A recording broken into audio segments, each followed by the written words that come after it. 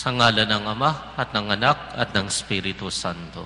Amen. Ang pagpapala ng Panginoong Hesus, ang pag-ibig ng Diyos Ama at ang pakikipagkaisa ng Espiritu Santo naway sumainyong lahat. At sumayo rin. Mga kapatid, tayo po'y nasa ikatlong gabi ng ating nobena ng Simbang Gabi at ngayon din po'y ating pinagdiriwang ika-4 na linggo ng Adbyento.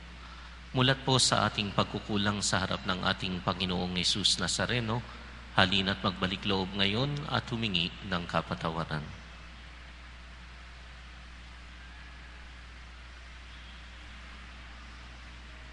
Ikaw ang Mesiyas na hinihintay naming magbalik muli sa wakas ng panahon. Panginoon, kaawaan mo kami.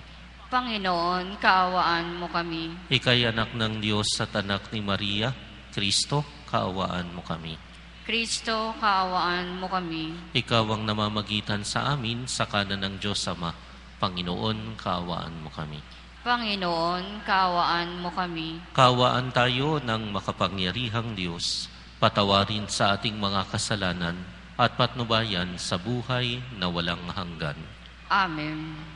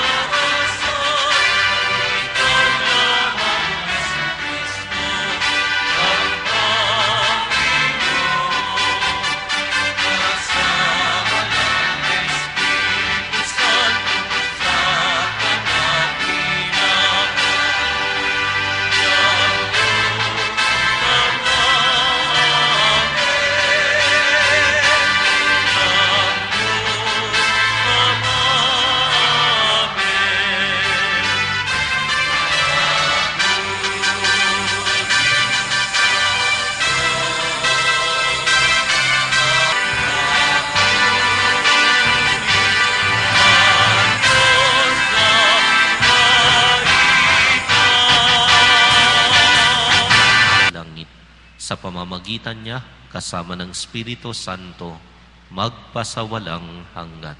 Amen.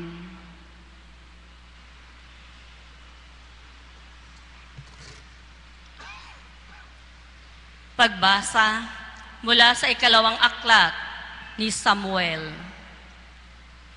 Si David ay panatag na nakatira sa kanyang bahay. Sa tulong ng Panginoon, hindi na siya ginampala ng kanyang mga kaaway. Tinawag niya si Nathan at sinabi,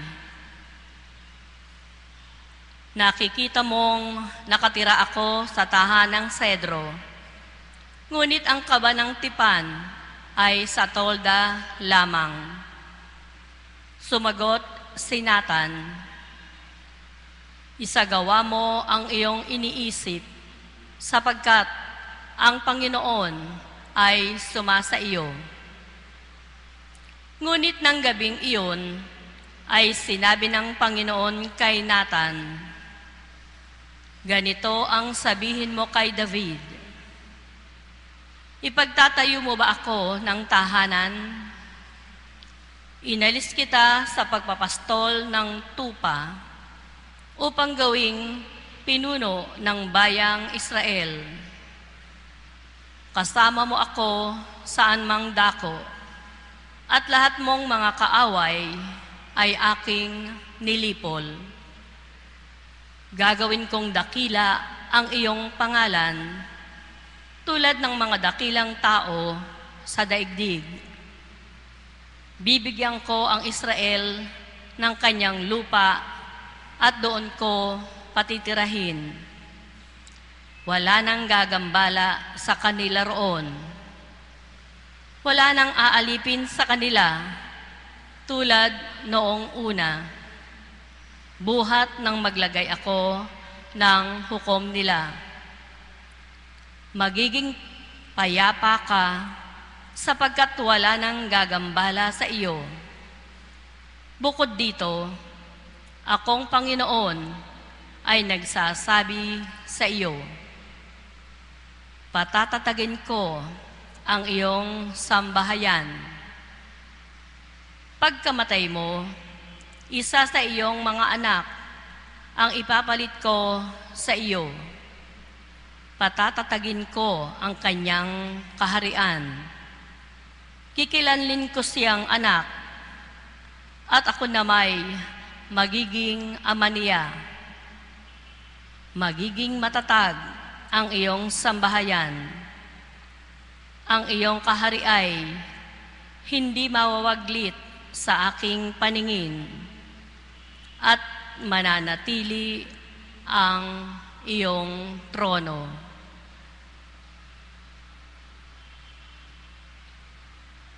Ang salita ng Diyos.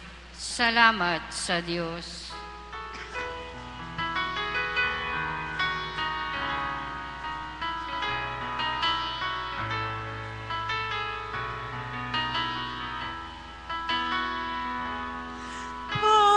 Pag-ibig mo'y walang mali, ay lagi kong sasambihin.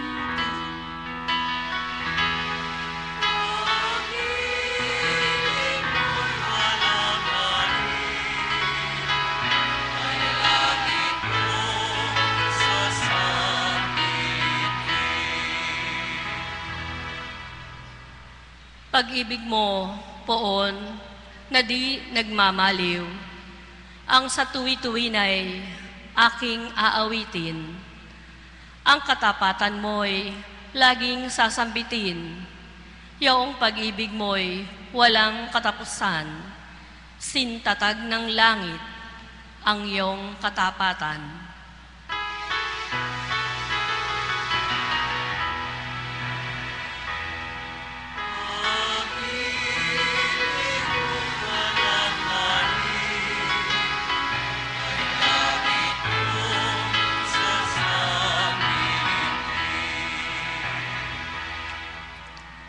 Sabi mo, poon, ikaw ay may tipan, na iyong ginawa kay David mong hirang. At ito ang iyong pangakong iniwan. Isa sa lahi mo'y laging maghahari. Ang kaharian mo ay mamamalagi.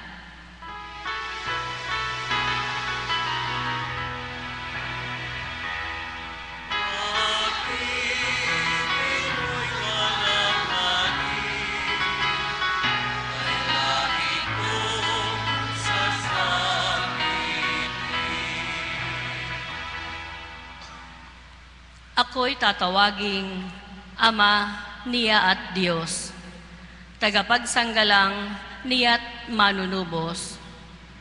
Ang aking pangako sa Kanya'y iiral at mananatili sa Kanya ang tipan.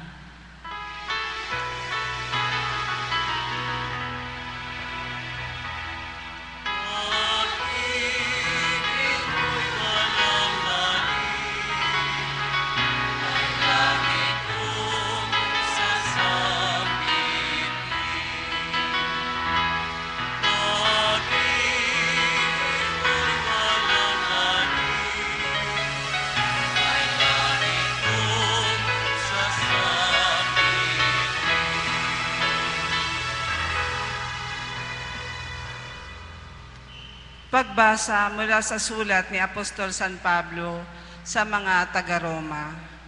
Mga kapatid, purihin ang Diyos na makapagpapatibay sa inyo sa pamamagitan ng mabuting balita tungkol kay Hesukristo na ipinangangaral ko sa inyo.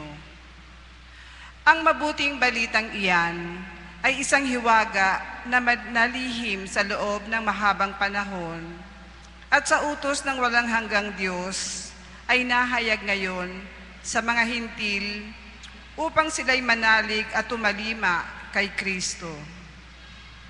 Ang lahat ng iyan ay ayon sa mga sulat ng mga propet. Sa iisang Diyos, ang marunong sa lahat, sa Kanya iukol ang papuri magpakailanman sa pamamagitan ni Hesukristo. Amen. Ang salita ng Diyos. Salamat sa Diyos.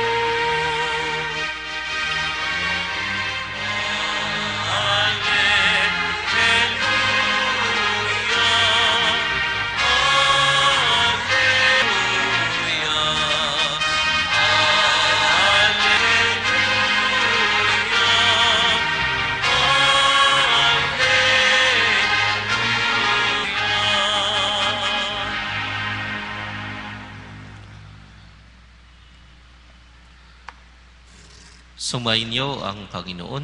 At sumayo rin. Ang mabuting balita ng Panginoon ayon kay San Lucas. Papuri sa iyo, Panginoon.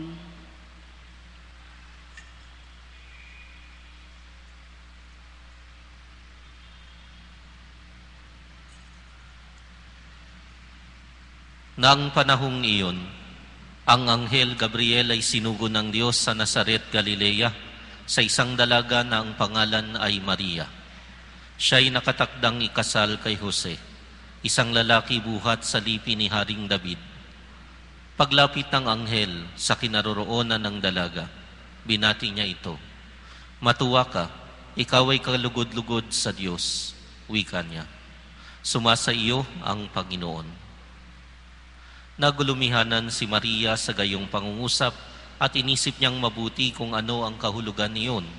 Kaya't sinabi sa kanya ng anghel, "Huwag kang matakot, Maria, sapagkat kinalulugdan ka ng Diyos. Makinig ka, ikaw ay maglilihi at manganganak ng isang lalaki at tatawagin mo siyang Jesus. Magiging dakila siya at tatawaging anak ng kataas-taasan.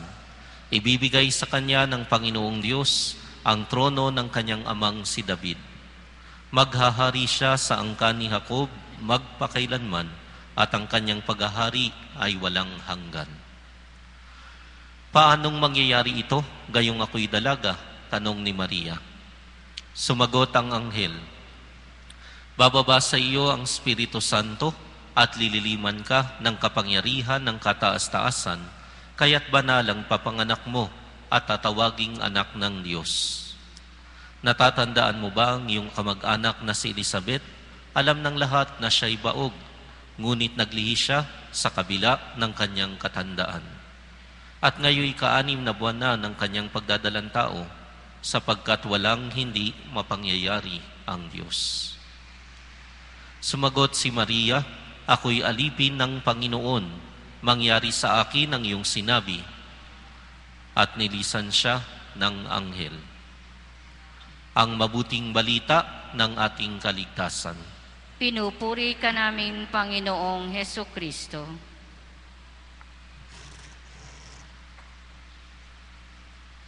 Ang mabuting balita po ngayong ika-4 na linggo ng Adbyento ay mabuting balita na pinapakilala sa atin kung sino ang Panginoong Hesus Nazareno.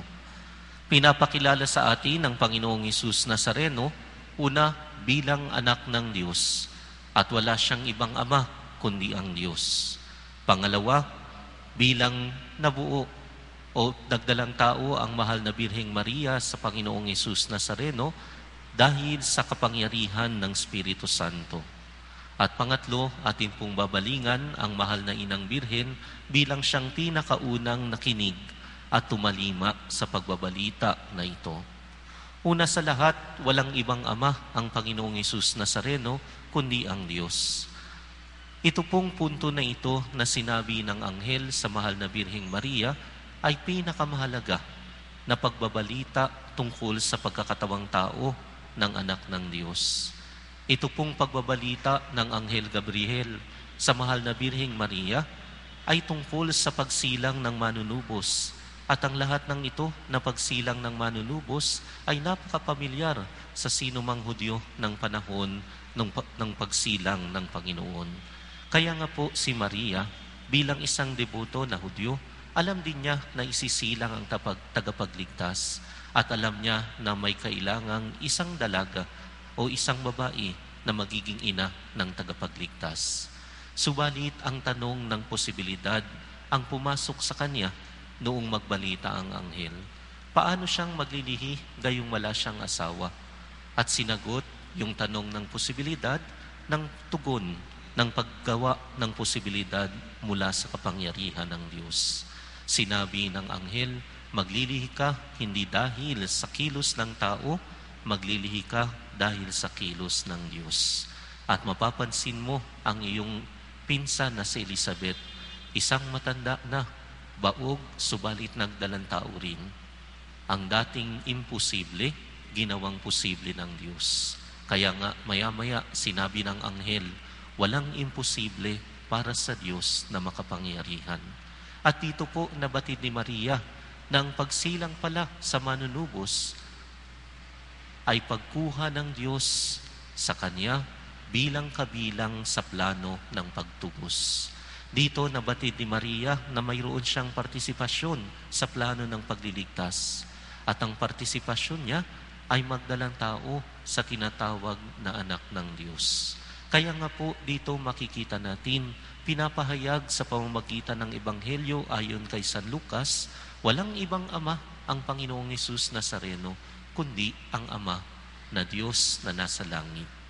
Dito po, maaari nating balikan ang mabuting balita kahapon kung inyong napansin yung serye ng ang ama ng ganito ay si ganito. Nagsimula pa kay Abraham.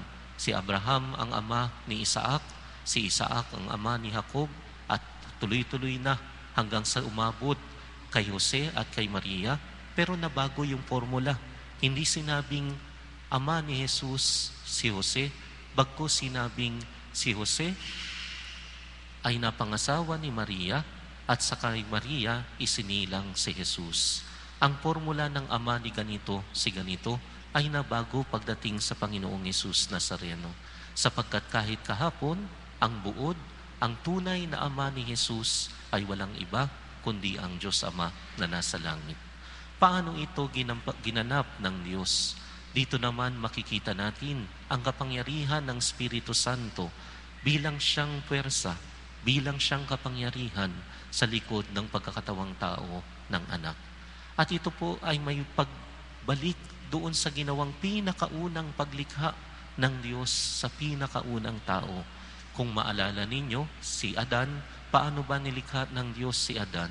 Mula sa putik, humugis ng tao, at hiningahan ng hinga ng Diyos. Ang hinga na iyon ay walang iba kundi ang Espiritu Santo. Kaya nga po ang paglilim ng Espiritu Santo sa mahal na Birheng Maria, pinapabalik tayo doon sa katotohanan ng unang paglikha ng tao.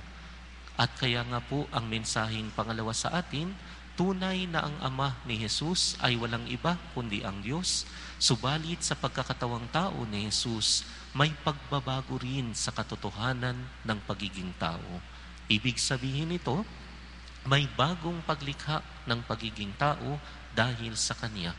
Ibig sabihin nito, kung nais po nating makita ngayon kung ano ang pagiging tunay na tao, wala pong iba tayong titignan na halimbawa kundi ang Panginoong Yesus Nazareno. Kaya nga po ang imbitasyon ng Pasko ng Pagsilang ay imbitasyon ding balikan lahat ng ginawa ng Panginoon, lahat ng pinakita sa atin ng Panginoon, lahat ng sinabi ng Panginoong Yesus Nazareno sa atin upang ang pagpapakatao natin ay mahubog katulad sa pagpapakatao na pinakita niya bilang Diyos na nagkatawang tao. Ibig sabihin po, wala tayong dapat ibang huwaran, walang ibang dapat modelo ng pagpapakatao maliban sa Panginoong Yesus Nazareno. Kung paano siya ay nagmahal, siya yung ating tutularan. Kung paano siya naging magalang sa kanyang mga magulang, siya ang ating tutularan. Kung paano siya nakipagkaibigan at iniligtas ang mga kaibigan na maya-maya nagtaksil sa kanya, siya ang ating tutularan. Kung paano siyang nagpatawad sa mga tumalikod sa kanya, siya yung ating tutularan. Kung paanong hanggang sa huling patak ng kanyang dugo, ibubuhos niya alang-alang sa pagmamahal at pagliligtas ng iba. Siya po yung ating modelo. Kaya nga po ang mabuting balita na pangalawa para sa atin, kung nais mong tignan ang iyong pagpapakatao at nais mong masiguro na ito'y patungo sa kabutihan, balingan mo ang Panginoong Yesus Nazareno. Ang pangatlo po na mabuting balita ay may kinalaman kay Maria bilang unang disipulo ng Panginoong Yesus Nazareno. Bawat mabuting balita, kailangan po ng tagapakinig. Bawat mabuting balita, kailangan po ng isang tatanggap nito.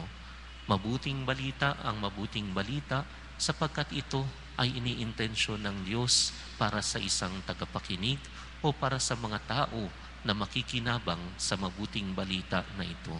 At dito po si Maria ay isang dagdag pa na halimbawa rin sa atin. Dito po si Maria ay isang modelo at huwaran rin para sa atin sapagkat nang marinig niya ang balita ng anghel, kahit mayroon siyang mga tanong, sa kahuli-hulihan ang sagot niya, maganap nawa sa akin ang ayon sa wika mo. Ibig sabihin po, si Maria ay pagpapakita ng isang taong handang makipagtulungan sa biyaya ng Diyos. At tayo po sa ating buhay, habang sinusundan natin ang pagpapakatao na pinakilala ng Panginoong Yesus Nazareno, tayo po ay sumusunod sa Kanya nang nakikipagtulungan sa ating Diyos sa Kanyang biyaya, ginagampanan ang ating tungkulin ng pakikipagtulungan at pagtupad din sa ating tungkulin. Katulad po ni Maria na nakipagtulungan sa Diyos upang matupad ang pagliligtas. baka tayo rin kailangan po nating makipagtulungan sa Diyos upang mangyari na ang kaligtasan sa ating sarili, sa ating pamilya, sa ating bayan.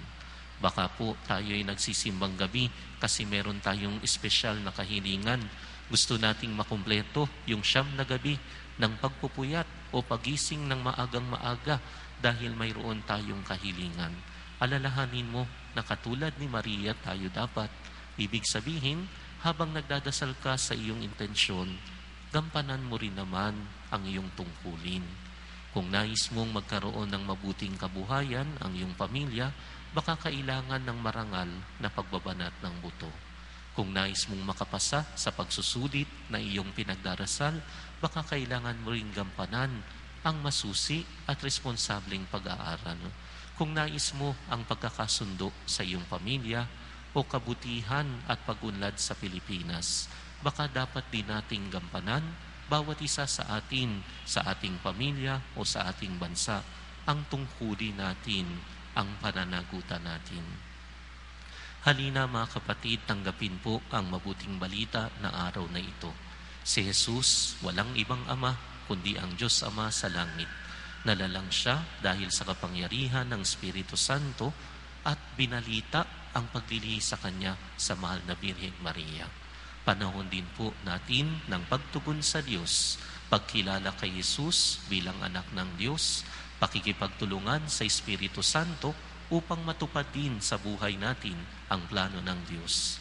Pagtulad kay Maria, mababang loob, tumatalima sa Diyos.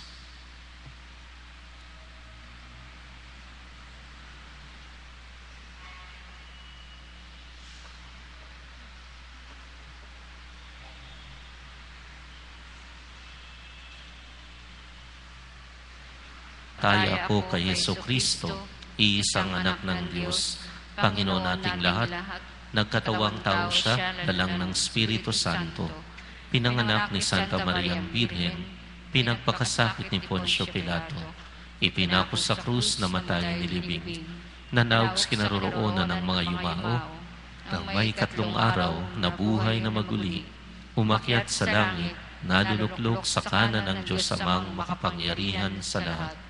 Doon magmumula ang paririto at hukom sa nangabubuhay at nangamatay na tao. Sumasampalataya ako sa Diyos Espiritu Santo, sa banal na simbahang katolika, sa kasamahan ng mga banal, sa kapatawaran ng mga kasalanan, sa pagkabuhay na muli na manamatay na tao, at sa buhay na walang hanggan. Amen. Manalangin po tayo upang matupad ang kalooban ng Diyos na manahan sa bawat tao para sa kaligtasan ng sanlibutan. Halina poong Jesus at iligtas mo ang lahat ng tao. Halina poong Jesus at iligtas mo ang lahat ng tao. Upang buong pusong tanggapin ng mga pari at mga Kristiyano, si Kristong tagapagligtas ng lahat ng bansa, manalangin tayo. Halina poong Jesus at iligtas mo ang lahat ng tao. Upang buong pusong tanggapin ng mga mag-asawa, si Kristong tagapagligtas ng mga pamilya, manalangin tayo. Halina poong Jesus at iligtas mo ang lahat ng tao. Upang buong pusong tanggapin ng mga kabataan, si Kristong tagapagligtas ng simbahan at pamahalaan, manalangin tayo. Halina poong Jesus at iligtas mo ang lahat ng tao. Upang buong pusong tanggapin ng mahihirap at mga nagdurusa, si Kristong pag-asa sa buhay na kasiyasiya, manalangin tayo. Halina poong Jesus at iligtas mo ang lahat ng tao. Ama naming mapagmahal, tulad ng mahal na Birhen, kami naway magtiwala sa iyo at tumalima sa iyong kalooban na iligtas ang sangkatauhan sa pamamagitan ni Kristong aming Panginoon. Amen. Amen.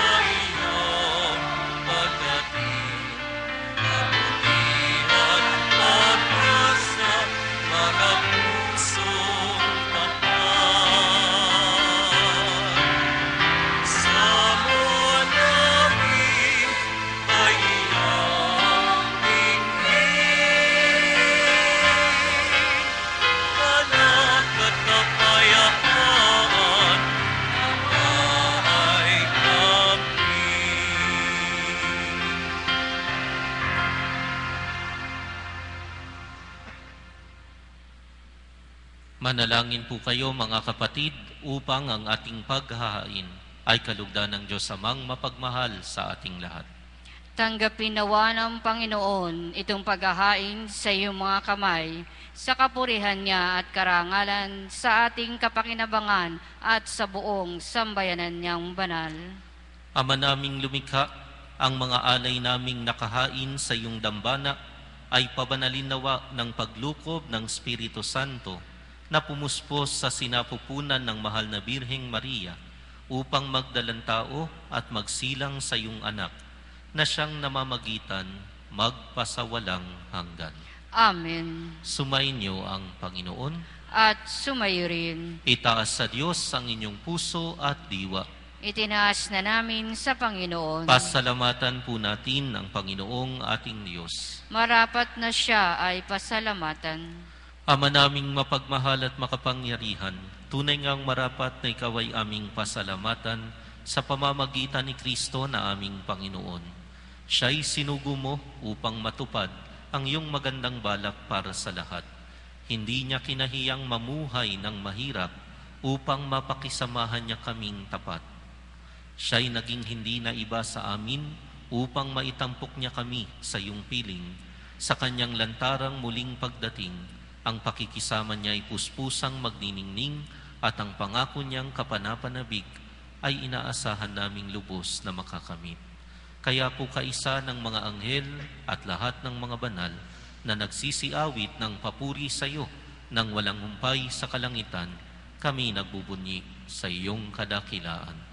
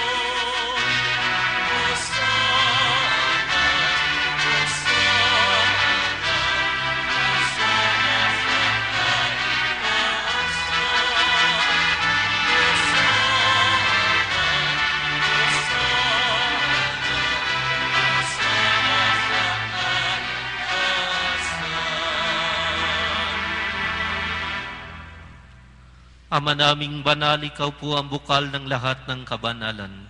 Kaya't sa pamamagitan ng iyong Espiritu, gawin mo pong banal ang mga kaloob na ito upang para sa amin ay maging katawan at dugo ng aming Panginoong Hesu Kristo. Bago niya pinagtiisang kusang loob na maging handog, hinawakan niya ang tinapay, pinasalamatan kaniya, pinaghati-hati niya iyon, iniabot sa kanyang mga alagad at sinabi, "Tanggapin ninyong lahat ito at kanin, ito ang aking katawan na ihahandog para sa inyo."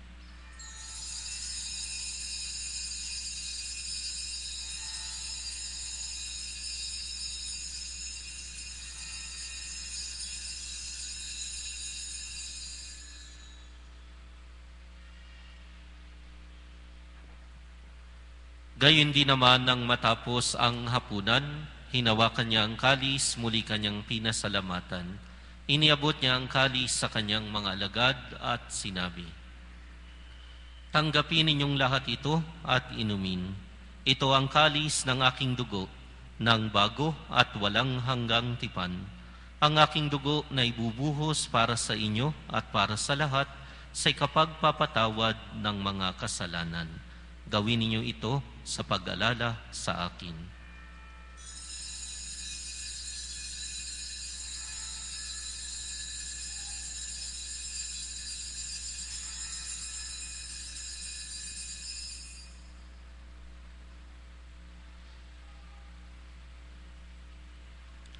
Ang misteryo ng pananampalataya.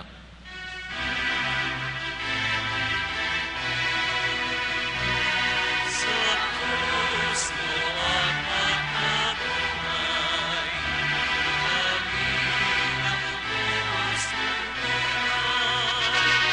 Poong Jesus, aming mahal, ligtas mo kami nanay. Poong Jesus, aming mahal, ngayon at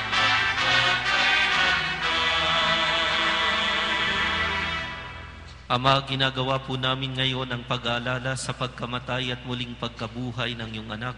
Kaya tiniaalay namin sa iyo ang tinapay na nagbibigay buhay at ang kalis na nagkakaloob ng kaligtasan. Kami nagpapasalamat dahil kami yung minarapat na tumayo sa harap mo para maglingkod sa iyo. Sinasamo po namin kaming magsasalo-salo sa katawan at dugo ni Kristo ay mabuklod sa pagkakaisa sa pamamagitan ng Espiritu Santo. Ama, lingapin mo po ang iyong simbahang laganap sa buong daigdig. Puspusin mo kami sa pag-ibig. Kaisa ni Benito na aming Santo Papa at ni Luis Antonio na aming Obispo at ng lahat ng kaparian. Alalahanin mo rin po mga kapatid naming nahimlay nang may pag-asang sila'y muling mabubuhay, gayon din ang lahat ng mga pumanaw.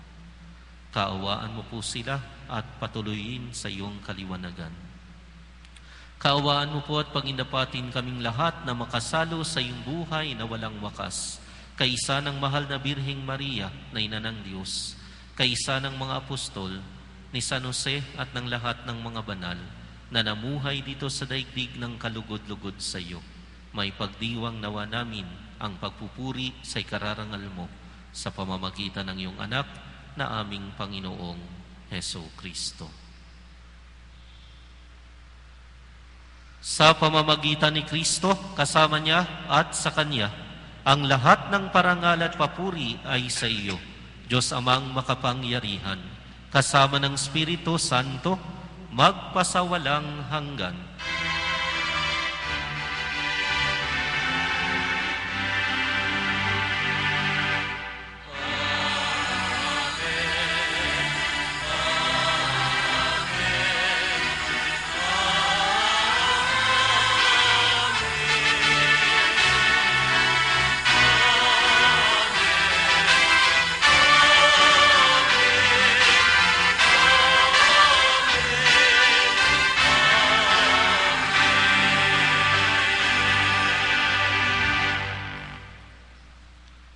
Sa tagubilin ng mga nakagagaling na utos sa turo ni Jesus na Panginoon natin at Diyos, ipahayag po natin ng lakas loob.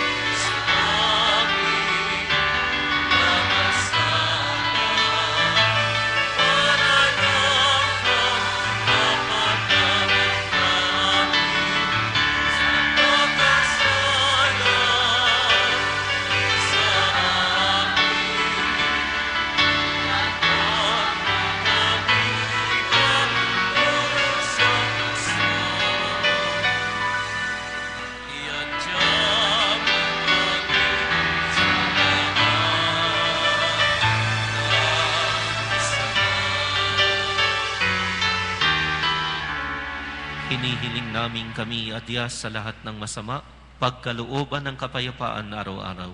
Iligtas mula sa kasalanan at ilayo sa lahat ng kapahamakan, habang aming pinananabikan ng dakilang araw ng pagpapahayag ng tagapagligtas naming si Heso Kristo. Sapagkat iyo ang kaharian at ang kapangyarihan at ang kapurihan magpakailanman. Amen. Panginoong Heso Kristo, sinabi mo po sa iyong mga apostol, kapayapaan ang iniiwan ko sa inyo, ang aking kapayapaan ang siyang binibigay ko sa inyo. Tunghayan mo pong aming pananampalataya at wag ang aming mga pagkakasala. Bigyan mo kami ng kapayapaan at pagkakaisa ayon sa iyong kalooban, kasama ng Espiritu Santo, magpasawalang hanggan. Amen. Mga kapatid, ang kapayapaan po ng Panginoon ay laging sumainyo. At sumayo rin. Magbigayan kayo ng kapayapaan sa isa't isa.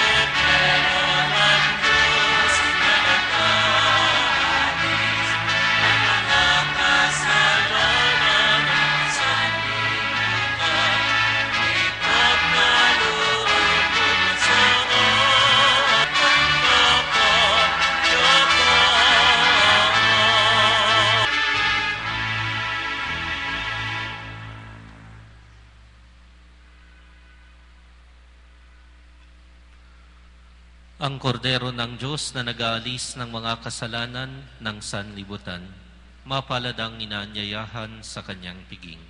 Panginoon, hindi ako karapat-dapat na magpatuloy sa iyo, ngunit sa isang salita mo lamang ay gagaling na ako.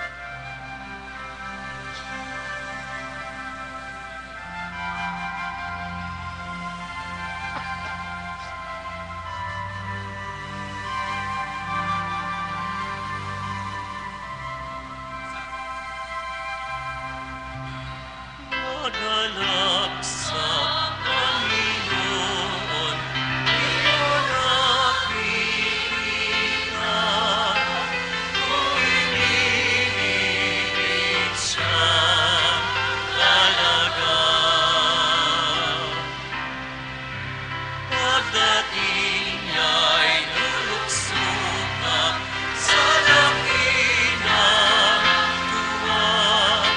Sa wakas makikita mo siya.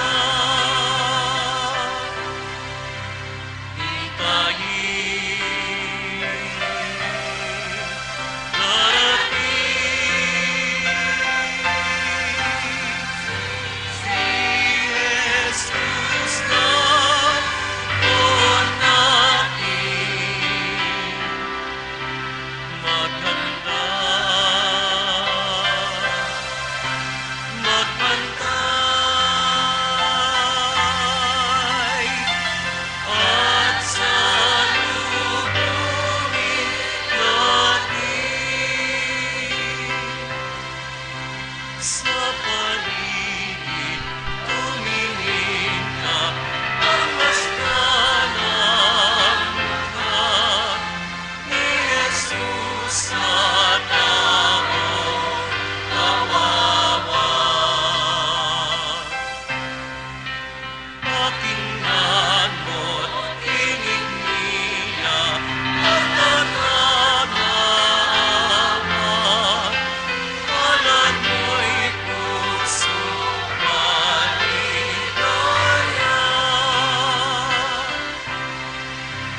Hintayin,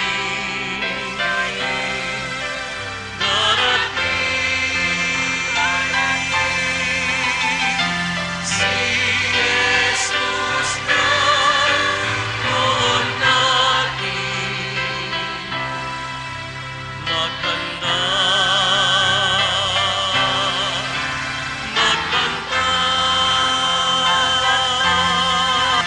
At salubungin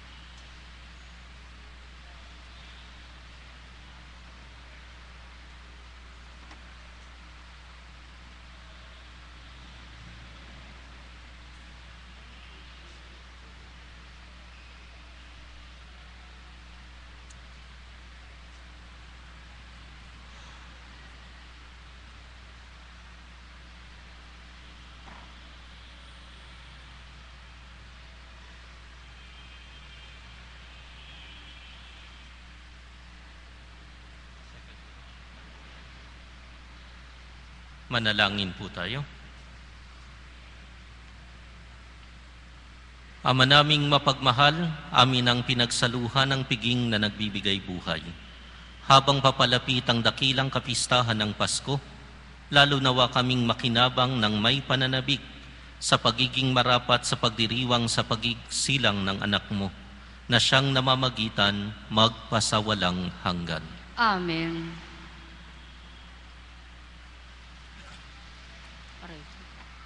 Announcement. Tayo po ay magkakaroon ng second collection para sa mga kababayan nating nasalanta ng bagyong Sendong sa parteng Mindanao. Tumulong po tayo. Maraming salamat po.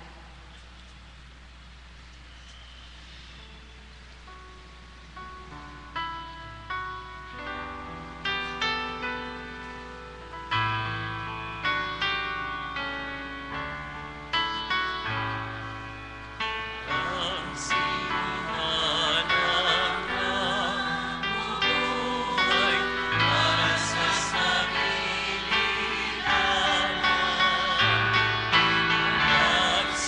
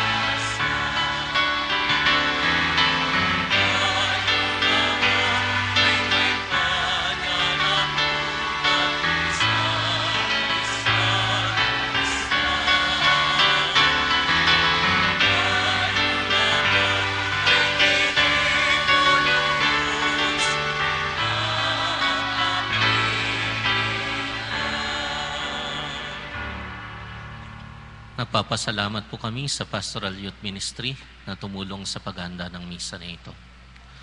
Sumainyo ang Panginoon. At sumayo rin. Yumuko po kayo at hilingin ang pagbabasbas ng Diyos. Ang makapangyarihang Diyos Ama ng bugtong na anak na naparito na noon at hinihintay nating magbalik ngayon, ay siya nawang magpabanal sa inyo, pakundangan sa liwanag ng kanyang pagdating, at siya rin nawang pumuspos sa inyo ng pagpapala, ngayon at magpasawalang hanggan. Amen. Patatagin nawa niya kayo sa pananampalataya, paligayahin sa pag-asa, at pakilusin sa pag-ibig na puspos ng sigla, ngayon at magpasawalang hanggan. Amen. Kayong nagagalak sa pagdating ng nagkatawang taong manunubos, ay puspusin nawa niya ng gantimpalang buhay na hindi matatapos, kapag siya'y dumating ng may kadakilaang lubos, magpasawalang hanggan. Amen. At pagpalain kayo ng ating mapagmahal na Diyos, Ama at Anak at Espiritu Santo. Amen. Nayalay na po ang ating misa, humayo kayong mapayapa. Salamat Salamat sa sa Diyos.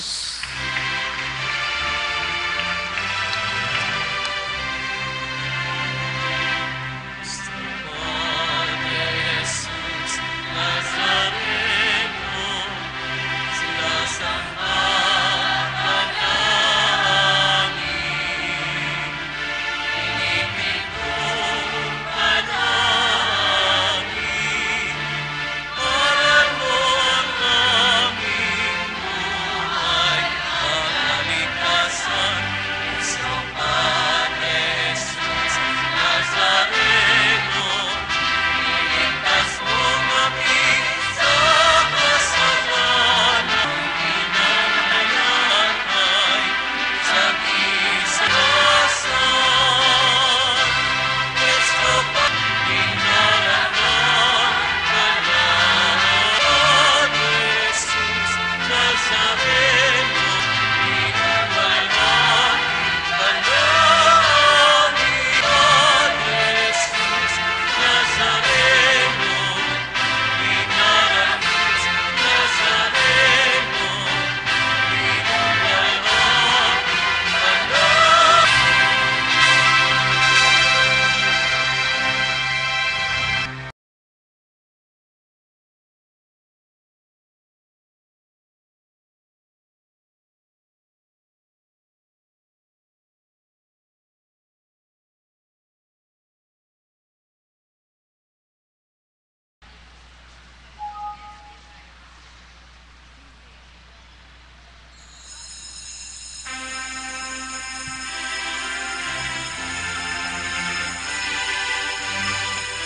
Thank you.